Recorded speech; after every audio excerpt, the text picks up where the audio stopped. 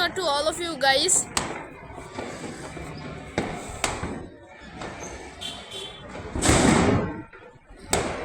আপনারা দেখতেছেনই যে কত আতশবাজি ফুটছে।